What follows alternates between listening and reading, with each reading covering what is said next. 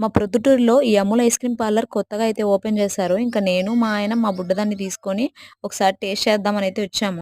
వచ్చి కూర్చోగానే మా బుడ్డదైతే మెనూ కార్డ్ తీసుకొని ఆర్డర్ నేను చెప్తాను అన్నట్లు చూస్తుంది చూడండి.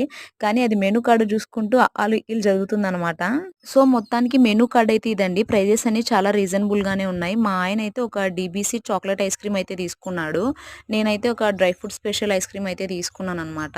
ఈ ఐస్ క్రీమ్స్ 2 చూడంగానే నాకైతే డ్రై ఫ్రూట్‌లో ఐస్ క్రీమ్ ఏసారా? లేదా ఐస్ క్రీమ్‌లో డ్రై ఫ్రూట్స్ ఏసారా? అన్నట్లయితే అనిపించింది.